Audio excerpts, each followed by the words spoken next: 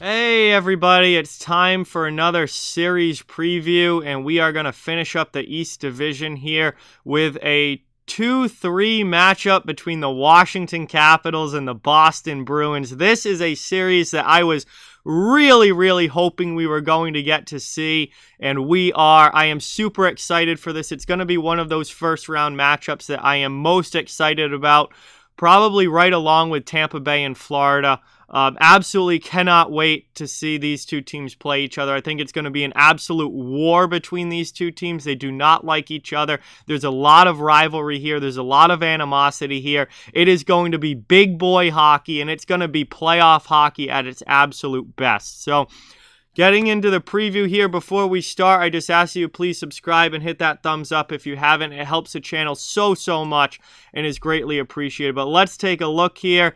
Capitals and Bruins. This is going to be so much fun. Starting with the 2-seed Washington Capitals, who finished the year 35-15-5, good enough for 77 points and a second-place finish in the East Division.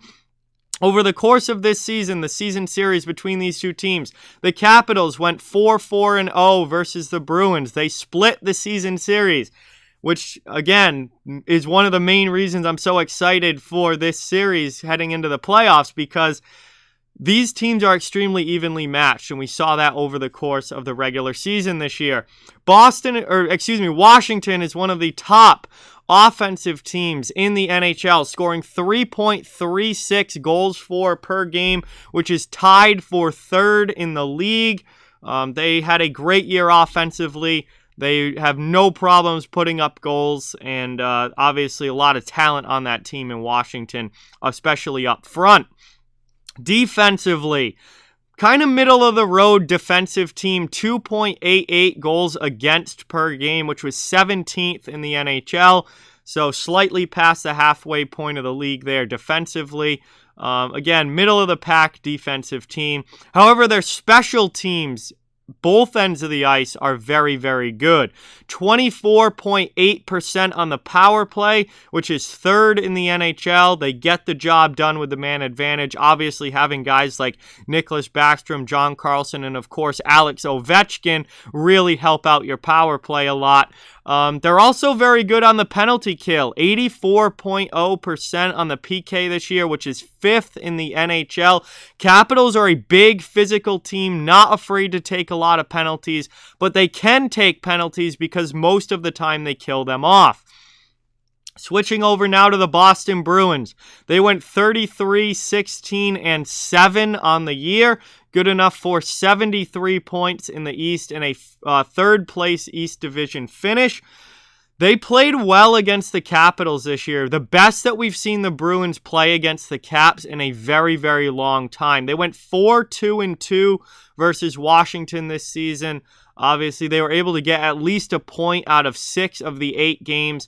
And Washington was a team that Boston struggled with for a long time. But it really seemed to be the Braden Holtby curse, because now that Holtby is gone, Boston was able to pick up some big wins against Washington this year and overall play a lot better against the Capitals.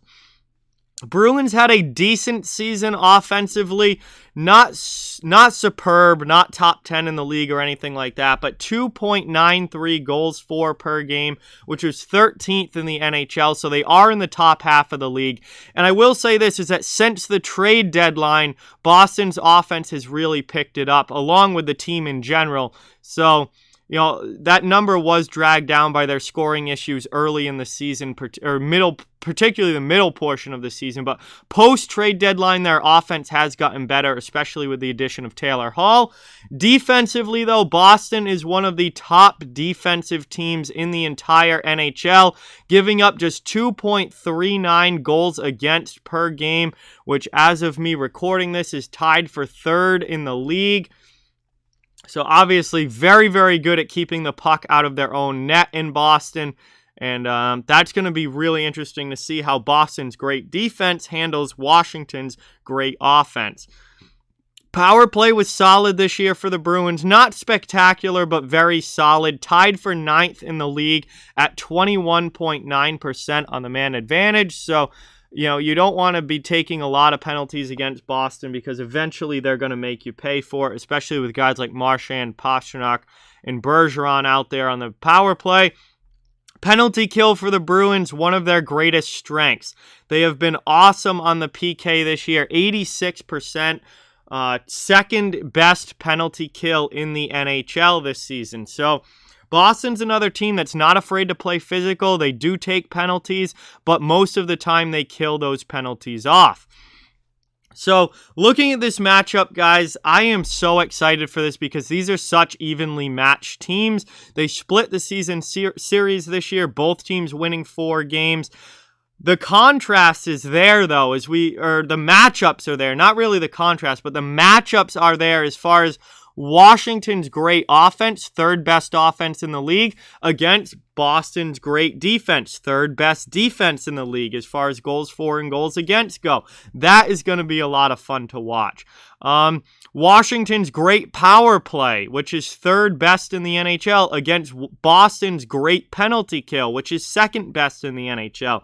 That is going to be fun to watch. The Bruins power play, which is tied for 9th, a top 10 power play, against Washington's 5th best penalty kill.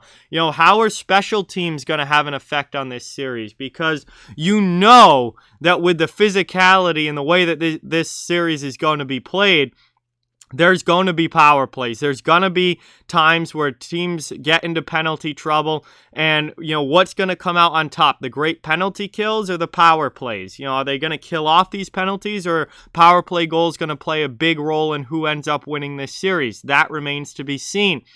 It's going to be an extremely physical series. These two teams absolutely hate each other. Obviously, there's history there between the Wilson hit on Carlo and all of that. Wilson and Trent Frederick going at it all season series. But not only that, it's not just the Tom Wilson that hit on Carlo, but just in general, the overall animosity and rivalry between these two teams is very, very high. And they played that way all season long, all season series long. It was very physical.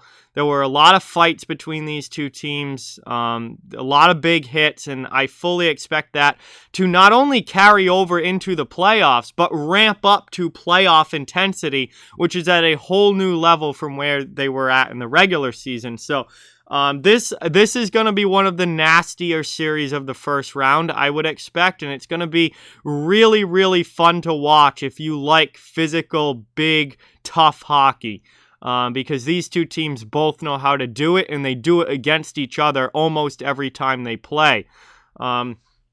So overall, I'm really, really excited for this series. This is one of those series that I was hoping we were going to get to see. I think it's a complete coin flip as far as who wins this.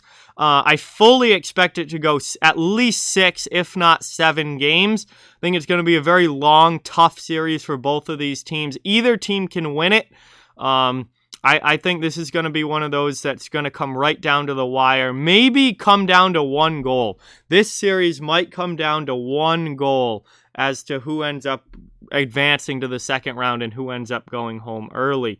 So super excited for this one. Obviously, we know the start date for this one, Saturday night, the 15th at 7:15 p.m. I can guarantee you I'll be streaming that game. It is going to be a lot of fun. Cannot wait to see this one get the playoffs started.